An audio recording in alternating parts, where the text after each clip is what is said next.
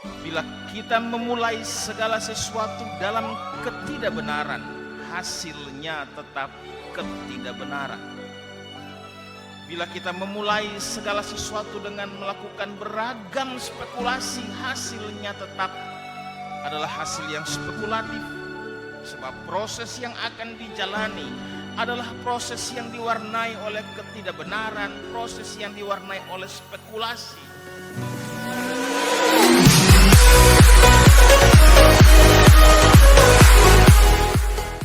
Jemaat yang dikasihi dalam Tuhan Yesus Kristus, terutama saudara-saudara yang ada dalam rumah tangga masing-masing atau di keluarganya masing-masing. Bila ada di antara saudara-saudara yang hari ini atau saat ini pun berada di ruang-ruang kerja dan beribadah bersama-sama melalui channel ini, kita berdoa bersama-sama supaya kita semakin dimampukan Tuhan untuk memahami situasi hidup saat ini, tapi juga untuk berjuang, memberdayakan diri, memberdayakan kekuatan, memberdayakan hikmat yang diberikan Tuhan kepada kita untuk bahu-membahu menuntaskan dan menyelesaikan pandemi COVID-19 ini. Kami hendak mengatakan lagi kepada kita bersama-sama bahwa dalam situasi ini Gereja Protestan Maluku tidak sama sekali meniadakan ibadah, melainkan kita merayakan ibadah di dalam suatu unit orang-orang beriman yang paling dasariah, yaitu keluarga atau rumah tangga. Kita pun percaya bahwa itu adalah jalan hikmat yang ditentukan Tuhan supaya keluarga-keluarga kita betul-betul mengkonsolidasi iman sebagai kekuatan hidupnya, supaya keluarga-keluarga kita kedapatan mengakrabkan diri seorang dengan lainnya dan bersama-sama mengakrabkan diri dengan Tuhan. Sebab dalam rumah dan pada keluarga itu kita pun berjumpa dengan Tuhan. Peristiwa kebangkitan Yesus Kristus yang hari ini kita memasuki minggu pertama setelah Paskah sebagai masa Epifani, masa-masa penyataan diri Allah setelah bangkit dari kematian, juga mengingatkan kita dalam seluruh narasi Alkitab, terutama Injil-Injil, bahwa Tuhan datang dan berjumpa dengan murid-muridnya di dalam rumah, dan rumah itu adalah rumah milik keluarga-keluarga yang menyediakannya bagi murid-murid Yesus. Cerita-cerita itu, bahkan runutan kisah tentang penyataan diri Kristus setelah kebangkitan, selalu mengingatkan kita tentang ada tempat yang disediakan atau ada tempat yang dikuduskan Allah untuk menghadirkan dirinya di situ. Ada tempat yang dipilih Tuhan, dan karena itu ada orang-orang yang dikenankan Tuhan supaya ia menyatakan dirinya kepada mereka di tempat mana mereka hidup atau di tempat mana mereka berada. Tempat itu bisa di berbagai macam tempat. Situasi itu pun bisa dalam beragam situasi. Kenyataan itu pun bisa terjadi dalam hidup siapa saja. Dan hari ini atau dalam masa ini terjadi juga untuk kita, orang-orang percaya, orang-orang beriman di dalam rumah masing-masing. Saudara-saudara jemaat yang dikasihi dalam Tuhan Yesus Kristus, di dalam masa khusus liturgi kita pada masa minggu pertama setelah Paskah hari ini, kita diajak untuk merenungi firman Tuhan dari Matius pasal 28 ayat 11 sampai dengan ayat 15. Masa Epifani atau masa setelah Paskah selalu menjadi masa yang penting, sebab Dalam masa itu gereja mempersiapkan diri untuk memulai pekerjaan misi yang nyata setelah Yesus bangkit. Masa ini adalah masa kita mempersiapkan seluruh kekuatan kita sebagai gereja. Sebab kepada kita sudah dipercayakan tugas misi penyebaran Injil atau pemberitaan Injil kepada segala makhluk. Dan inilah waktunya kita memulainya. Inilah waktunya gereja melanjutkan karya pekabaran Injil itu. Dan saat ini kita menetapkan titik tolak yang sangat penting bagi pekerjaan misi pemberitaan Injil sebagai misi kehidupan. Injil yang utuh, Injil yang memanusiakan manusia.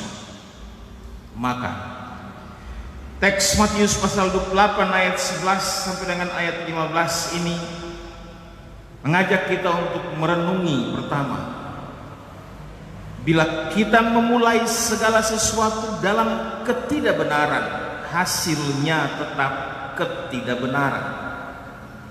Bila kita memulai segala sesuatu dengan melakukan beragam spekulasi, hasilnya tetap adalah hasil yang spekulatif. Sebab proses yang akan dijalani adalah proses yang diwarnai oleh ketidakbenaran, proses yang diwarnai oleh spekulasi. Mengapa saya mengatakan demikian? Sebab teks ini mengingatkan kita tentang drama penyaliban Yesus Kristus, bahwa Dia yang tanpa salah itu dituduh telah melakukan pengkhianatan terhadap Allah dan bahkan dituduh hendak melakukan kudeta secara politik kepada pemerintah Romawi di waktu itu. Dia disangkakan dengan beragam kesalahan yang sama sekali tidak dilakukan olehnya. Bahkan kita pun membaca dalam Alkitab sebagaimana yang dikatakan Yesus pula, beragam cara itu dilakukan semata-mata hanya untuk menyingkirkannya, semata-mata hanya untuk membunuhnya, atau semata-mata oleh karena kebencian.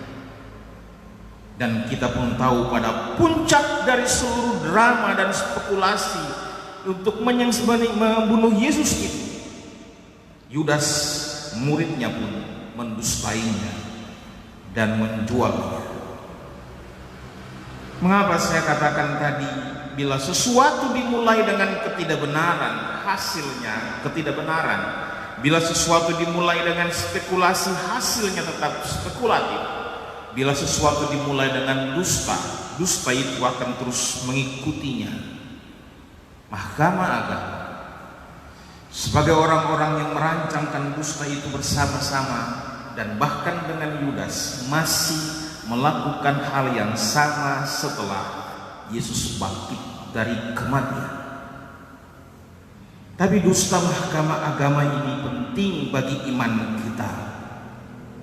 Dusta mahkamah agama ini penting untuk meyakinkan kita tentang ketuhanan Kristus. Dusta mahkamah agama ini juga penting untuk mengatakan bahwa ternyata tidak ada satupun bukti yang mengisyaratkan Dia tidak bangkit dari kematian. Dusta mahkamah agama itu justru menjadi titik balik bagi bertumbuhnya keyakinan Kristen tentang kebangkitan Kristus. Sebab di mana-mana bila seseorang berdusta, itu karena dia merencanakan menunggang balikan kebenaran. Bila seseorang berdusta itu karena dia tidak mau kebenaran itu yang nyata dan kebenaran itu yang benar, atau bahkan dia tidak mau kebenaran itu yang menang, kebenaran itu yang memimpin hidupnya. Dusta selalu dirancangkan oleh karena orang yang merancangkan dusta itu tahu ada kebenaran dan mereka akan rugi oleh kebenaran itu. Mereka tahu, mahkamah agama tahu, Yesus telah bangkit dari kematiannya. Dan karena itu mereka merancangkan dusta dengan segala cerita yang kita baca pada teks kita. Maka kalau sesuatu dimulai dengan kebenaran, seluruh prosesnya akan dituntun oleh kebenaran, dan hasilnya juga akan membuahkan kebenaran, dan kebenaran itu menjadi kunci kehidupan kekal, hidup yang berkelanjutan. Yesus sebelum mati telah mengatakan, dan Injil bersaksi, bahkan 3-4 kali ia memberitahukan kematiannya. Dia telah menceritakan detail kisah bagaimana ia akan ditangkap, dibunuh, mati, dan kemudian bangkit. Saya hanya mau mengatakan bahwa itu diceritakan Yesus sebelum segala peristiwa itu terjadi. Itu disampaikan Yesus dengan runutan kisah dan peristiwanya. Dan oleh Injil kita yakini dan kita pahami, tidak satu pun bagian peristiwa seperti yang disampaikan Yesus itu tidak terjadi. Terjadi tepat seperti yang disampaikannya. Maksudnya dari teks ini, kalau memang penyaliban, kematian, dan kebangkitan Yesus itu adalah sesuatu yang didasarkan pada kebenaran sejak awalnya, ia akan tetap menjadi kebenaran itu sendiri. Dan kebenaran itu, sekuat apapun upaya orang untuk menyanggahnya, sekuat apapun upaya orang untuk menyembunyikannya, dia tetap adalah kebenaran.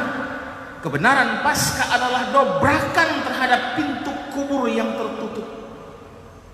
Dan itu berarti kebenaran tidak bisa disembunyikan, kebenaran tidak bisa dikuburkan, kebenaran pun tidak bisa dipendam, karena kebenaran itu akan keluar.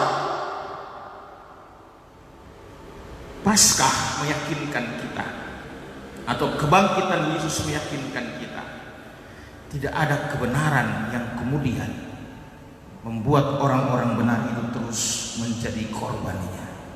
Kebenaran itu memberikan daya juang, sebab di dalam kebenaran itu terkandung kehidupan, dan kehidupan itu tidak bisa dikunci oleh apapun. Kehidupan tidak bisa dibendung oleh apapun, tidak bisa dihabatasi oleh apapun. Ia tetap adalah kehidupan itu sendiri. Dan kita yakin pada kehidupan itu Allah berpihak. Allah ada pula dalam kehidupan itu. Maka kuasa yang membangkitkan Yesus adalah kuasa Allah, dan itu adalah kuasa kehidupan. Kuasa kehidupan itu selalu didasarkan kepada kebenaran Allah, kebenaran yang sejati. Maka kalau orang-orang Kristen atau gereja melaksanakan misi ini, dan titik tolaknya pada kebangkitan Yesus Kristus, karena gereja harus menghadirkan kehidupan, dan kehidupan itu yang didasarkan pada kebenaran. Kalau misi gereja dalam tugas pemberitaan Injil harus menjangkau, harus menjamah, harus menjumpai semua orang di dalam beragam bentuk pelayanan gereja, karena kita berpihak kepada kehidupan itu. Termasuk bila misi pekabaran Injil harus membuat orang berani, harus membuat orang menepis kecemasan, menghilangkan jauh-jauh rasa takutnya. Karena misi pekabaran Injil, misi gereja itu harus memberikan pengharapan. Dan pengharapan itu adalah pengharapan tentang kehidupan. Lagi-lagi, dan kehidupan itu didasarkan kepada kebenaran. Saya ulangi, maka bila sesuatu dimulai pada awalnya dengan kebenaran, seluruh prosesnya adalah proses kebenaran, dan hasilnya menjaminkan kebenaran yang berkelanjutan, dan itu kehidupan. Dan disitulah Allah berpihak kepadanya. Maka yang ketiga, bila segala sesuatu dimulai dengan iman, hasilnya pun adalah iman. Kalau rasul-rasul kemudian mengatakan, bila Kristus tidak dibangkitkan, sia-sialah imanmu dan sia-sialah pemberitaan kami, maka titik tolak di dalam segala pekerjaan misi gereja adalah iman orang percaya. Gereja yang bermisi tidak semata-mata gereja yang menumbuhkan iman, tapi gereja yang bermisi itu adalah gereja yang beriman. Gereja yang beriman adalah gereja yang menggantungkan segala hidupnya kepada Allah. Maka orang-orang beriman, yaitu anggota jemaat, keluarga-keluarga beriman, juga adalah keluarga-keluarga yang menggantungkan hidupnya kepada Allah. Dalam situasi pandemi COVID ini, titik tolak kepada iman itu yang kini sedang mengajak kepada kita atau mengajarkan kita untuk tetap memperkuat seluruh proses pembentukan. Maka ibadah dan perjumpaan-perjumpaan antara anggota keluarga di dalam rumahnya adalah proses untuk memperkuat semangat iman kita. Kita percaya COVID ini akan berakhir oleh pertolongan Allah. Tapi jauh lebih penting adalah iman yang nyata yang harus kita tetap aktakan setelah Allah menyelesaikan segala situasi ini dengan kita. Bila oleh COVID kita telah memperkokoh semangat kehidupan keluarga, setelah COVID kita harus mendapatkan keluarga yang lebih akrab, keluarga yang lebih intim, keluarga yang lebih mesra seorang akan lainnya. Kita harus mendapatkan rumah tangga yang utuh terpelihara selama-lamanya. Bila oleh karena COVID ada orang-orang saudara-saudara kita yang terus berjuang di garis depan, terutama para dokter tenaga medis, dan mereka melakukannya semata-mata untuk menjaminkan kehidupan, yang harus menjadi keyakinan kita ialah setelah ini kita akan mendapatkan pelayanan prima di segala level kehidupan masyarakat. Sebab saat ini mereka pun sedang mengkonsolidasi iman yang akan membuat semua orang pada profesinya masing-masing berjuang dalam bentuk yang nyata setelah COVID ini. Itu artinya kita akan mendapatkan tatanan pelayanan bermasyarakat, tatanan pelayanan publik yang semakin berkualitas. Karena itu sebagai gereja tugas kita mendukung pemerintah dan mendoakan saudara-saudara kita yang sedang berjuang di garis depan. Para dokter, tenaga medis, doakan mereka pun dari rumah-rumah kita. Bila oleh karena keadaan ini saudara-saudara bisa melihat sendiri, bahkan ibadah-ibadah kita semakin semarak, apakah itu yang berlangsung dalam rumah tangga atau juga yang berlangsung melalui channel seperti ini, itu memastikan kepada kita gereja Protestan Maluku adalah gereja yang tiap waktu tetap mengaktifkan ibadahnya, dan ibadah kita akan lebih kuat lagi, akan lebih semarak lagi dalam iman kita setelah COVID ini. Ini waktu Allah untuk kita membenahi segala situasi iman dan mengkonsolidasi kembali puji-pujian yang besar kepada Tuhan dalam keluarga dan jemaat-jemaat kita. Bila dalam situasi COVID kita belajar untuk sehati, termasuk sehati sebagai hamba-hamba Tuhan, kita harus percaya setelah ini kualitas pelayanan jemaat, kualitas pelayanan gereja dikerjakan oleh hamba-hamba Tuhan yang benar-benar sehati dan saling menopang. Bila oleh karena COVID ini kita gencar melakukan tugas-tugas diakonia, mempedulikan mereka yang lemah secara ekonomi, atau menjaminkan kebutuhan-kebutuhan hidup saudara-saudara kita yang lain, justru itulah bentuk pelayanan gereja yang nyata, dan itu tindakan beriman yang tidak boleh berhenti dalam situasi apapun. Disitulah gereja menyatakan kehadiran Allah di dalam hidup seluruh jemaat. Jemaat yang Tuhan kasihi. Cara-cara itulah adalah cara-cara yang kita lakukan kalau itu didasarkan sejak awalnya pada kebenaran dan sejak awalnya kepada iman, bukan kepada dusta. Maka cara kita membuat kebenaran tetap menjadi benar, membuat kehidupan tetap menjadi hidup adalah dengan melakukan segala sesuatu pertama-tama didasarkan pada kebenaran dan didasarkan pada iman itu sendiri. Jangan takut, jangan cemas hati. Tidak ada satupun di dalam janji Allah bagi kita yang tidak digenapkan olehnya. Ia menjanjikan ia datang, dan karena itu ia akan mati disalibkan. Ia pun menjanjikan ia akan bangkit pada hari yang ketiga, dan itu telah terjadi sesuai dengan kesaksian Alkitab tentang firman-Nya. Oleh iman itulah kini kita memasuki masa-masa yang penting dalam kalender gerejawi, masa-masa Epifani, sampai pencurahan Roh Kudus nanti kepada kita sebagai titik permulaan kita melanjutkan segala karya misi. Tuhan memberkati kita semuanya. Tuhan memberkati semua keluarga yang berjumpa dengannya dalam ibadah kudus ini. Dan Tuhan lindungi, selamatkan kita, bangsa ini dan seluruh dunia atas ibadah dan doa yang kita rayakan di tengah-tengah jemaat yang kudus di hari ini. Terpujilah Kristus, Juru Selamat kita semua. Amin.